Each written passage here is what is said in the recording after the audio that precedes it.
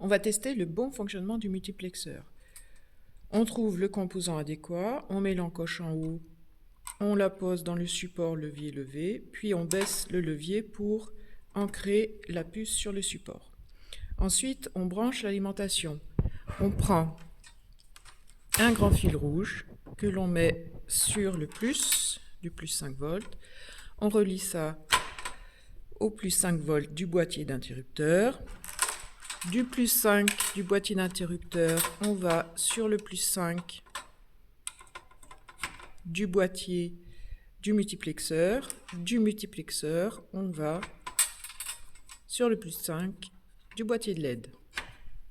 Même chose avec la masse. On connecte avec un grand fil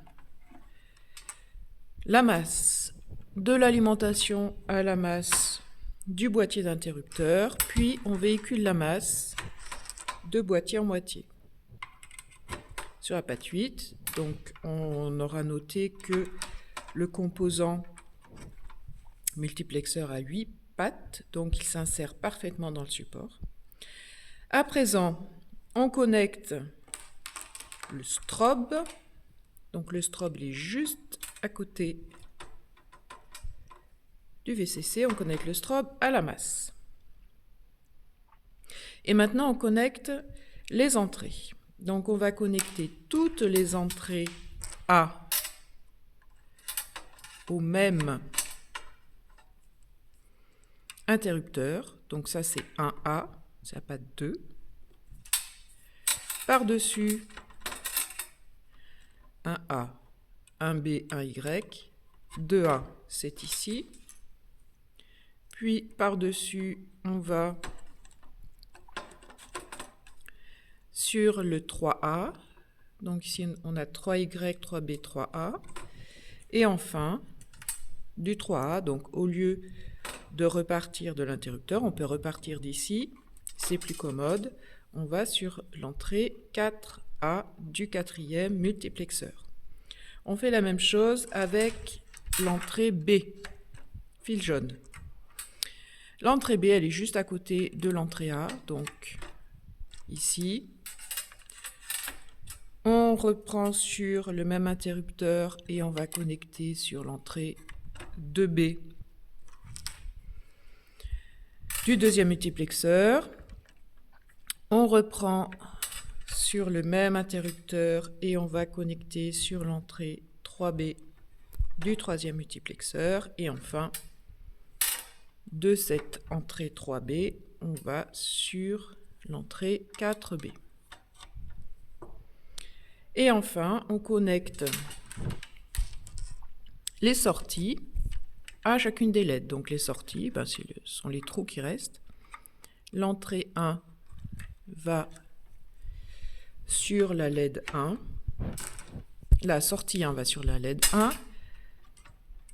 La sortie 2 sur la LED 2. Cette fois-ci, il faut des LED indépendantes.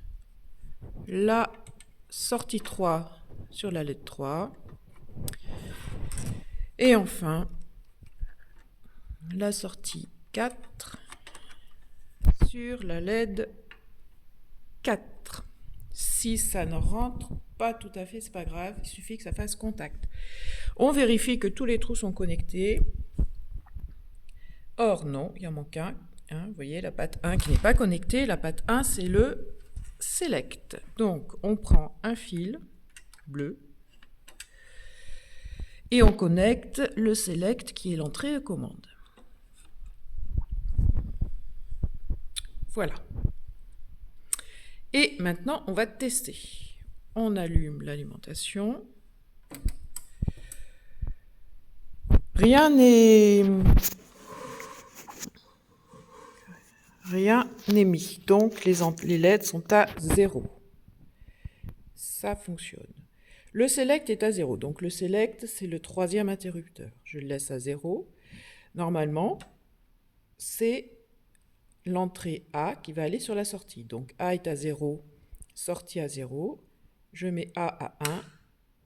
Toutes les sorties sont à 1, ça fonctionne. Je remets A à 0, les sorties sont à 0. Je mets B, donc l'interrupteur qui correspond aux entrées B à 1, ça n'a aucun effet sur les sorties, c'est normal, puisque select est à 0. Je mets à présent select à 1. Donc select à 1, ça va envoyer les données de l'entrée B, qui est ici, sur la sortie.